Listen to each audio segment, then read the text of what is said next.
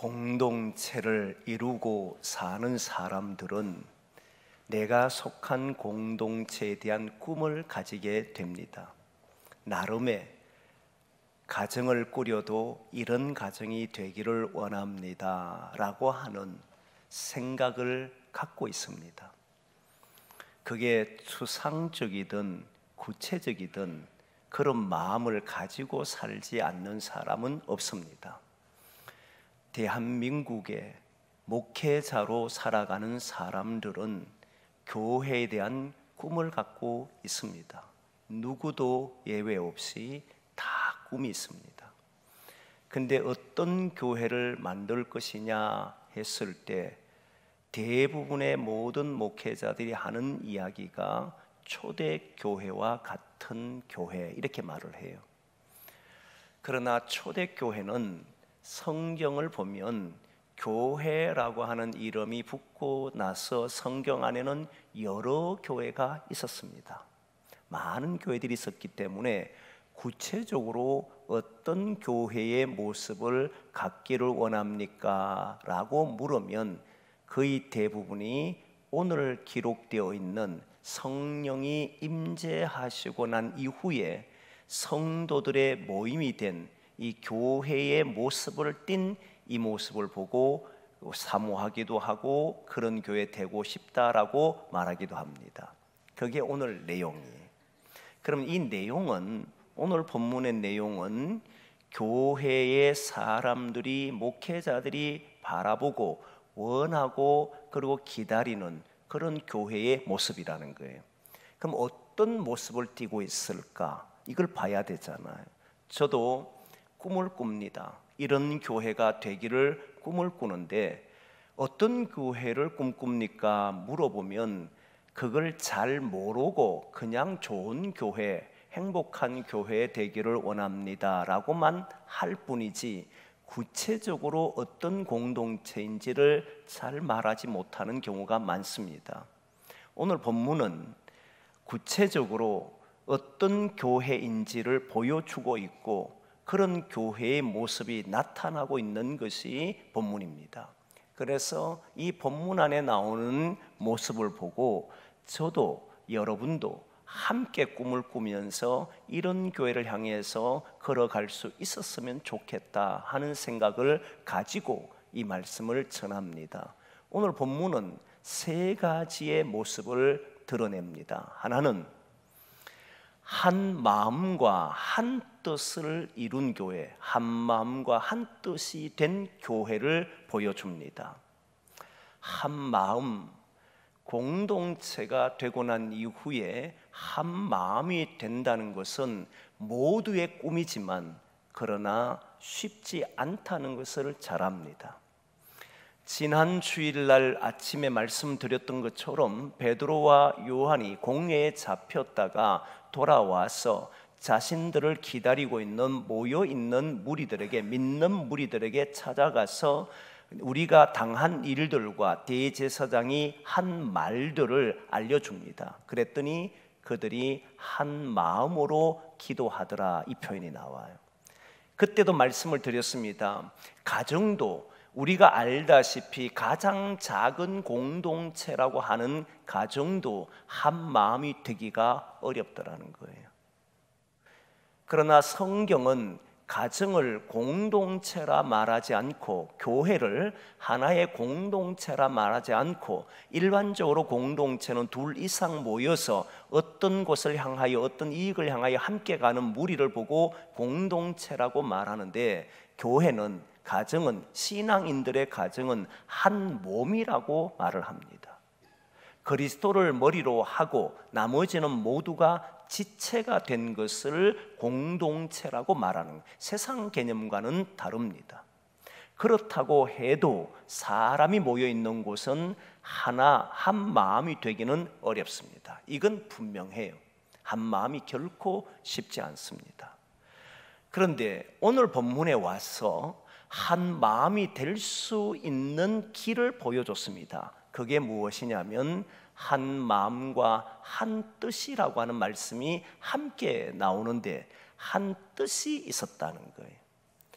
뜻이 있으니까 마음이 하나 되더라는 겁니다. 이거를 잘 아셔야 돼요.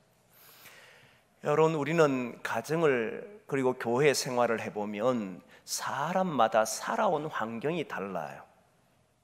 우리 자녀들은 태어나면서부터 우리가 만든 가정 속에서 자라기 때문에 한 문화 속에 살 수 있을지 몰라도 이제 누군가와 결혼을 하게 되면 서로 다른 문화 속에서 살던 사람이 만나기 때문에 거기에는 크고 작은 충돌이 일어날 수밖에 없습니다. 의견이 맞지 않을 수도 있고 그것 때문에 다투기도 하고 그것 때문에 속이 상하기도 합니다. 그게 서로 다른 문화 속에서 만났기 때문에 살아간 방식도 달랐고 판단하는 방식도 다르고 지금까지 걸어온 길도 다르기 때문에 쉽게 하나가 되지를 않습니다. 그래서 사람들은 세월을 보내면서 마음을 같이 하려고 애를 씁니다. 그럼에도 불구하고 마음이 하나 되기란 어렵다는 것을 우리는 잘 압니다. 하물며 교회는 한 가정의 공동체를 넘어서 수많은 사람이 모여 있는데 그 마음이 하나 되는 게 쉽겠습니까? 어렵습니다. 될 수 있는 길을 오늘 보여주셨는데 한 마음이라는 것에 포커스가 맞춰지지 말고 한 뜻에 포커스를 맞춰보면 이 교회는 뜻으로 하나가 된 교회구나라는 것을 알 수가 있습니다. 뜻이 하나 되면 마음이 하나 되는 거예요. 뜻이 다르면 각자마다 살아온 삶의 방법이 있기 때문에 거기에는 여러 가지 문제가 일어나는 많은 원인들이 있지만 그건 자기들이 살아온 삶의 방식 때문에 그런 것이고 뜻만 맞으면, 뜻이 같으면 마음이 항상 하나가 되더라는 거예요. 여기에는 주의해야 될 게 하나가 있습니다. 그 뜻은 우리가 생각하는 뜻을 말하는 게 아니에요. 가정 공동체를 말하면 부부가 뜻이 맞았다라고 해서 그 사람들이 살아가면서 다투거나 마음 상하지 않는 게 아닙니다. 사람이 마음이 맞고 뜻이 맞아도 그게 되지를 않아요. 예를 들면 예수님께서 십자가를 지기 전에 제자들과 3년 이상이나 같이 다녔습니다. 그런데 제자들은 뜻이 맞았어요. 자기들끼리는. 어떤 뜻을 가지고 있었냐면 마음속으로 이스라엘을 회복하는, 유대인들이 로마에서 벗어나서 이제 새로운 나라와 새로운 정치가 이루어지기를 바랐던 것이 유대인들이었습니다. 그런 뜻을 이루기 위해서 누가 할 것이냐라고 했을 때 예수 그리스도를 보고 이분을 통해서 할 수 있다라고 생각했기 때문에 그들은 예수님을 따랐습니다. 이 따름은 다 뜻이 맞았어요. 그런데 여러분, 놀라운 일이 뭐냐면 예수님의 뜻과는 달랐다는 거예요. 자기들끼리는 뜻은 맞았는데 예수님의 뜻과는 달랐던 거예요. 그러니까 자신들이 가지고 있는 생각이 맞은 것처럼 보였는데, 그런데 십자가를 지는 순간에 그들의 속내가 드러납니다.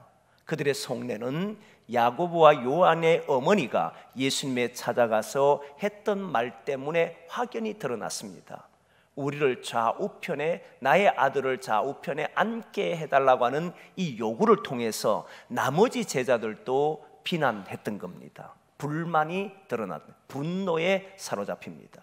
이 말은 결국 인간이 맞춰놓은 뜻은, 인간이 서로 내 뜻과 맞다라고 해서 모인 사람들은 결국 어떤 사건만 던져주면, 고요하던 물에 바위를 하나 던지면 요동이 일어나는 것처럼 다 깨어져 버립니다. 이게 안 된다는 거예요. 맞는 것 같은데 어느 순간에 무너져 버려요.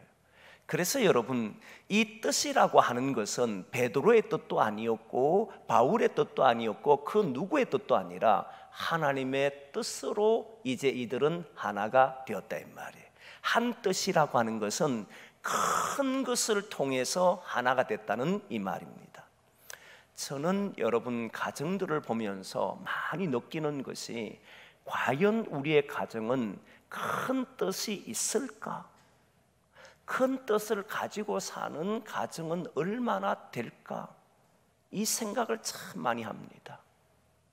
그냥 아버지의 뜻으로, 남편의 뜻으로, 아내의 뜻으로 만드는 그런 가정이 아니고 진짜 우리 가정 모두가 굴복할 수 있는, 모두가 마음을 낼 수 있는 영원하고 변치 않는 그런 뜻이 우리에게는 있느냐 하는 이 질문을 가져야 합니다.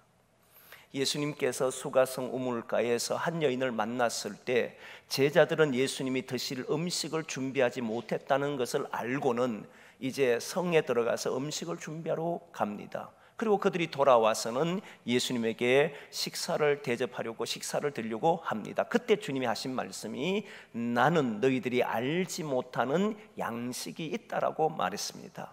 그 양식이 뭡니까? 누가 줬습니까? 했을 때 주님은 아버지의 뜻이니라 라고 말했습니다. 예수님은요, 뜻을 가지고 살았던 거예요. 먹는 문제, 마시는 문제가 아니었고 이분은 뜻을 가지고 있었던 분이에요. 이 뜻은 영원하고 썩지 않는 뜻이었습니다. 인간이 가지고 있는 뜻은 조금만 문제만 일으키면 사라져버리는, 그 사람과의 관계도 끊어버리는 이런 것을 가지고 있었지만 예수님은 썩지 아니하는 영원한 것을 그의 마음에 가지고 살아왔던 겁니다. 그러니까 모든 사람들을 받아들일 수 있었던 것이고 모든 사람을 위해서 십자가를 질 수 있었던 것이 예수님이잖아요. 하나님의 뜻을 자기의 삶의 원칙으로 삼았다는, 뜻을 가지고 살았다는. 제자들이 이제 성령이 임재하고 난 뒤에 이것을 알았습니다. 자신들이 살아왔던 삶의 뜻은 내가 이루고 싶은 것, 그것이 모여지니까 우리의 뜻으로 생각했는데 성령이 임재하고 나자 하나님은 우리에게 하나님의 나라를 선물로 주시려고 하고 인간을 구원하시려고 하는 것이 아버지의 뜻이라는 사실을 알고는 그들은 모두 다 여기에 마음을 맞추는 거예요. 전체가 설정돼야 부분을 극복하는 겁니다. 전체가 설정이 되지 않으면 매일매일 감정 상하고 마음이 아프고 다투는 걸 보면요, 모두 다 부분입니다. 부분 때문에 일어나요. 부분 때문에 소리를 지르는. 그런데 내 가는 길의 전체 방향이 나는 이렇습니다라고 맞춰진 사람은 그 모습을 보고 이해하기도 하고 도우기도 하고 살피기도 합니다. 제자들은 이제 자신들이 무엇을 위해 살아야 하는지를, 나의 삶의 모든 목적이 어딘지를 깨달았다는 거예요. 그 뜻이 딱 정확해지자 거기에 모인 무리들이 모두 다 같은 마음이 되더라, 이렇게 나온 거예요. 여러분에게 묻고 싶습니다. 지금까지 살아오면서 여러분은 여러분의 가정과 또는 삶을 살아가면서 우리는 하나님의 뜻이 우리 가정을 위해서, 우리 교회를 위해서 이런 것을 하시려고 합니다라고 하는 그것이 명확하게 가지고 있느냐 하는 것을 묻고 싶어. 그냥 살아가고 있는 건 아닙니까? 그냥 만났고 그냥 한 집에 살고 이러지는 않느냐. 그게 아니라 정말 우리가 어디로 가는지, 하나님은 나를 통해서, 여기를 통해서 무엇을 하려고 하는지 그것을 설정하고 그리고 그것을 위해 걸어갈 때 이 마음이 하나 될 수 있는 것이 이런 것이구나 알게 될 겁니다. 저도 목회를 하며 한 마음과 한 뜻이 소망이잖아요. 그런데 그게 이루어지지 않는 것처럼 보일 때가 많습니다. 그래서 저는 때로는 이렇게 생각도 했습니다. 과연 내가 꿈꾸고 하나님 주신 이것이 요원한 것인가? 이루어지지 않는 것을 마음에 품고 사는 것은 아닌가? 괜히 이것을 한다라고 말하고 있는 것은 아닌가?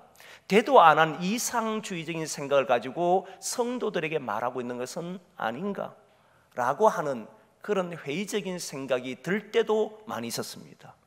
그런데 성경을 보면 볼수록, 하나님의 말씀 앞에 서면 설수록 이것은 그냥 이상이 아니라 하나님이 우리에게 주시는 선물이라는 사실을 알고 이것을 포기하지 않는다면, 전체에 가진 생각을 포기하지 않는다면 하나님은 반드시 이루어 주신다는 것을 알게 되고 믿게 됐습니다.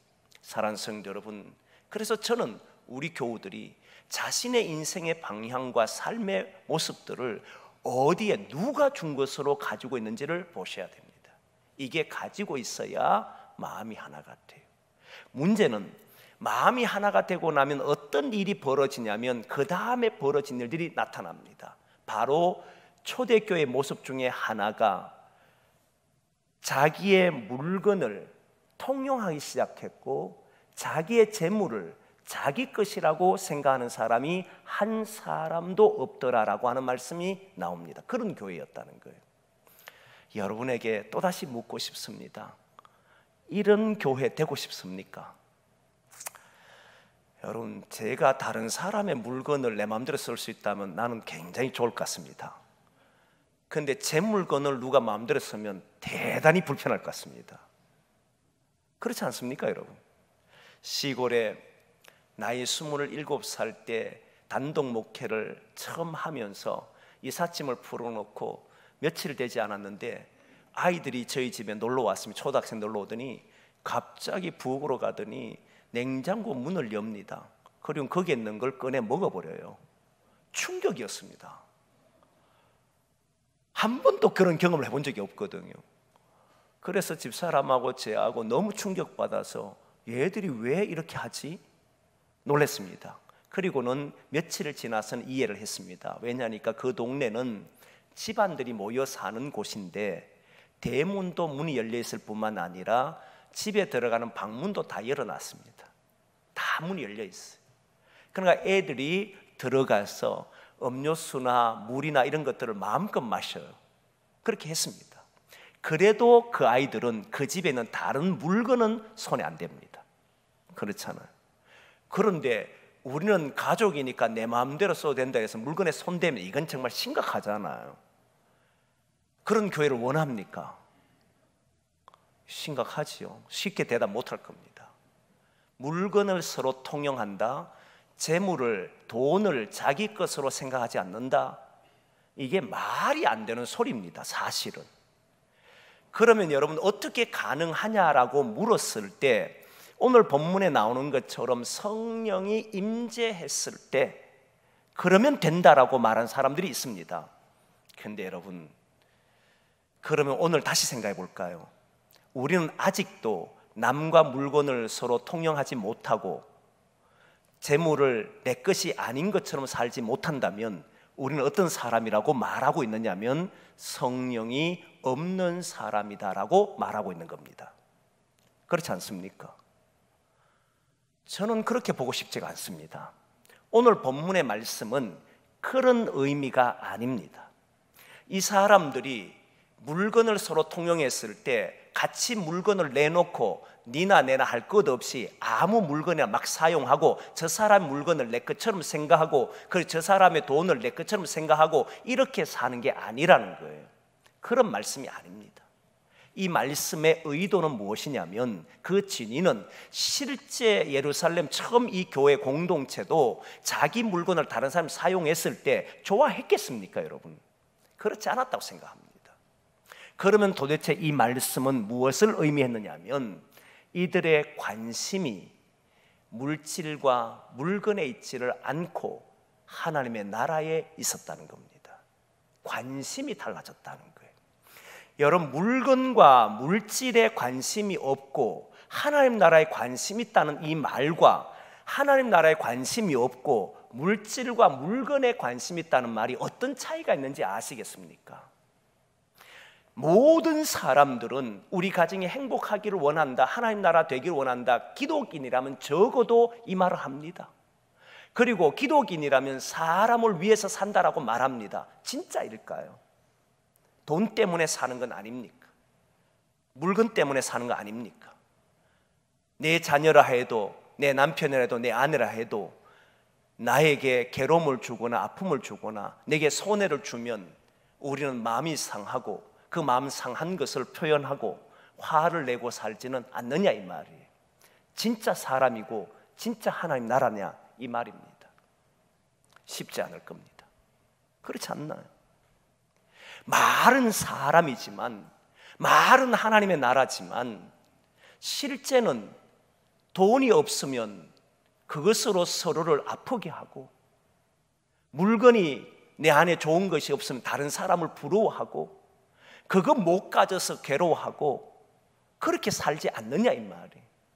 그러면서 하나님의 나라, 그것 때문에 사람을 아프게 하면서도 나는 사람을 위해 산다, 이 말 하겠느냐 이 말입니다. 저는 성령이 임했을 때 물질이 귀하고 물건이 귀하지 않는 게 아닙니다. 내 물건도 귀하고 내 물질도 귀하지만 그걸 말하는 것이 아니고 그의 삶이, 방향이 하나님 나라를 위해서 살더라는 겁니다. 그 물질을 모으기 위해서, 성공하기 위해서, 뭔가를 이루기 위해서, 이 물건 사기 위해서 혈안되는 것이 아니고 하나님 나라를 위해 살기 위해서 모든 관심이 거기에 주어지더라는 거예요. 좀 배고파도, 좀 못 입어도 그것 때문에 괴로워하지 않더라는 거예요. 내가 마치 좋은 것을 가지고 있어도 그것 때문에 자랑하지도 않더라는 거예요. 여러분, 예수님이 하신 말씀 중에 하나가 너희는 먼저 그의 나라와 그의 의를 구하라. 그리하면 이 모든 것을 더하시리라. 그 앞부분에 염려하지 말라, 근심하지 말라, 이 말이 나왔던 거잖아요. 너희는 먼저 그의 나라와 그의 의를 구하라 그러면 하나님이 나머지는 책임져 주신다라고 하는 말을 합니다. 그렇지 않습니까? 그 말이 사실이냐? 저는 사실로 받아들입니다. 우리의 관심이 정말 큰 뜻을 위해서 움직이면, 그러면 나는 거기에 관심을 두면 물질과 그리고 물건이 내게 오느냐라고 했을 때 그건 하나님이 맞도록 해결해 주실 겁니다. 부족하지 않도록 채워줄 겁니다. 저는 그걸 경험하고 있고 또 경험합니다. 여러분, 이게 옳다라고 저는 믿습니다. 예수님께서 돈 때문에 말씀한 적도 없고 그리고 옷 때문에 말한 적도 없습니다. 광야 이스라엘 백성이 다녀도 옷이 헤어졌다 말하지 않습니다. 신발이 떨어졌다 말하지 않습니다. 이 말은 그들은 분명히 신발도 부족했고 그들은 옷도 부족했지만 그들의 관심은 거기에 있었던 것이 아니고 그들의 관심은 하나님의 약속의 말씀인 가나안 땅에 관심이 있었다 이 말입니다. 그러니까 나머지는 하나님이 채워주시더라는 거예요. 나머지는 그 사람이 필요에 따라서 쓸 수 있도록 주시더라는 거예요. 그래서 오늘 본문의 말씀을 보면 물건을 통용하고 자기 것으로 여기지 않았다 이 말이에요. 다른 사람이 내 물건 쓸 때 그 물건 괜찮았어 이렇게 말하는 게 아니라 그건 나는 괜찮으게 이런 표현하는 것이 아니라 여기에 더 미련을 갖지 않고 하나님 나라의 미련을 가지고 거기에 모든 모습이 맞춰져 있더라는 거예요.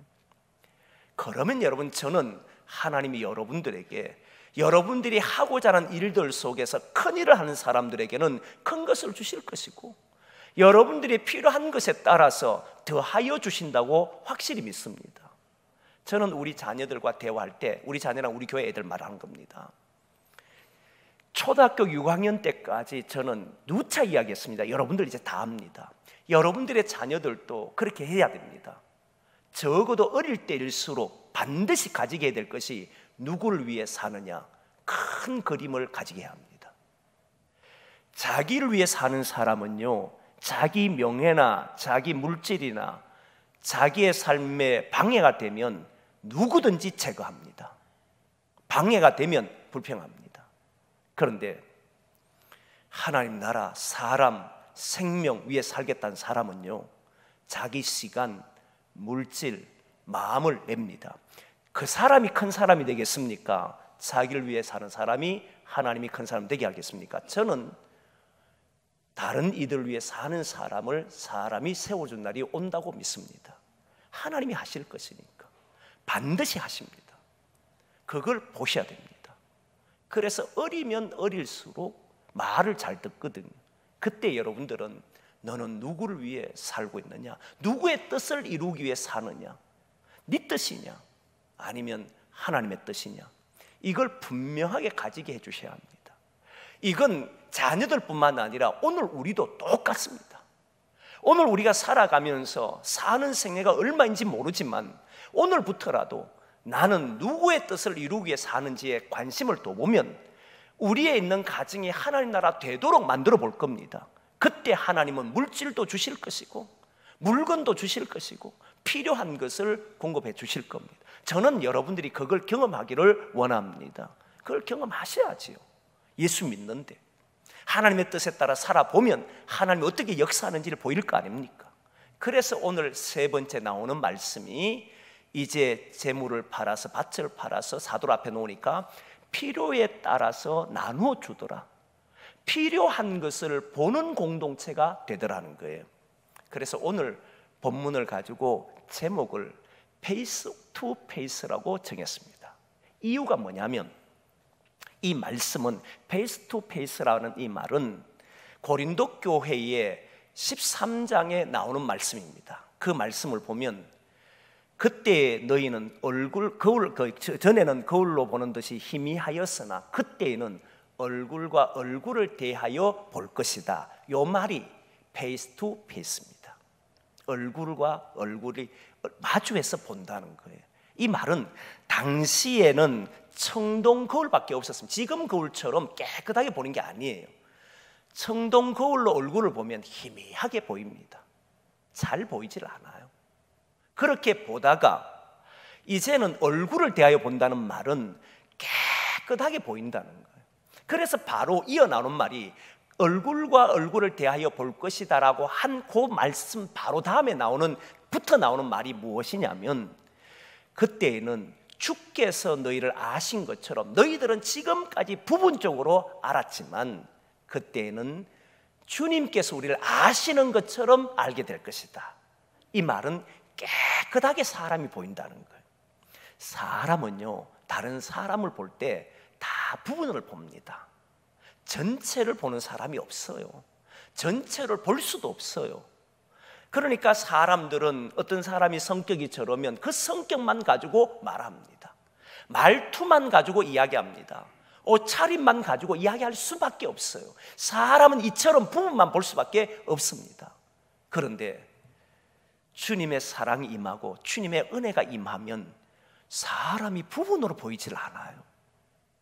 그 사람, 진짜 그 사람이 보인다는, 뭐가 약한지, 왜 저 사람이 저렇게 말할 수밖에 없는지, 왜 저런 행동을 할 수밖에 없는지, 그게 눈으로 보이니까 그 다음에 일어나는 게 뭐겠습니까? 진짜 하나님의 은혜가 있고 오늘 본문에도 큰 은혜를 받아 이렇게 나오잖아요. 그리고 하나님의 사랑이 임하니까 어떤 일이 벌어지냐면 내가 가지고 있는 것으로 그 사람을 도와주더라는 거예요. 그러니까 성경에 보니 가난한 자가 없더라. 이 말은 물건을 막 나누었기 때문에 그런 것이 아니라 서로가 서로를 도와주고 그 사람의 필요한 것들을 나누어 주니까 되더라는 거예요. 그런 교회였다는 거예요. 사랑하는 성도 여러분, 사람이 살아가면서 보면 다 부분적으로 말합니다. 기독인도 예외가 아닙니다. 그런데 하나님의 사랑이 임하면 부분으로 보지를 않아요. 고린도 교회는 많은 문제가 있는 교회였습니다. 그 교회는 얼마나 많은 문제가 있었는지 고린도 전서에는 정말 우리가 기독교의 핵심이라는 내용이 다 담겨 있을 만큼 중요한 내용이 담겨 있습니다. 사랑장, 부활장, 은사장, 그리고 결혼하는 것, 또한 거기에 보면 소송하는 법, 거기에 또 보면 십자가의 도, 이런 내용이 그 안에 너무너무 잘 담겨 있습니다. 근데 여러분, 이유가 무엇이냐면 그 교회는 당을 짓는 교회였거든요. 당파였습니다. 자기들 무리끼리 모였습니다. 자기들 무리끼리 모여서 다른 사람을 도와주는 것이었으면 좋았는데 자기들 무리만 좋은 모습을 띈 게 고린도 교회였어요. 그러니까 다른 무리들은 비난하기도 하고 저주하기도 하고 저런 인간들은 안 되라고 소외시키기도 하고 이렇게 했다는 거예요. 부분만 보았다는 거예요. 그런데 바울은 그리스도의 사랑이 올 때 부분적으로 보는 것이 사라지고 깨끗하게 사람이 보인다는, 그게 페이스 투 페이스입니다. 그냥 얼굴 보는 게 아니에요. 그 사람이 보이더라는 거예요. 그러니까 여러분, 초대교회가 성령의 은혜가 임하고 크게 임하니까 사람이 보이니까 견딜 수가 없는 거예요. 사랑은 있지, 은혜는 있지. 그러니까 이걸 내가 가지고 있는 거 저 사람 어떻게 도울까? 저 사람이 혼자 있는 게 외로워 보이면 가서 그 외로움을 나눠주려고 하고, 외로움을 채워주려고 하고, 사람이 위로가 필요한 사람 위로를 채워주려고 하고, 그래서 그 다음 절이 바나바가 나오는데, 바나바 이름 뜻이 위로의 사람이잖아요. 이런 형태의 삶이 이루어지더라는, 저는 우리 교회가 그렇게 되기를 원합니다. 이런 것을 꿈꾸자는, 여러분의 가정이 그렇게 되도록 하셔야 돼요.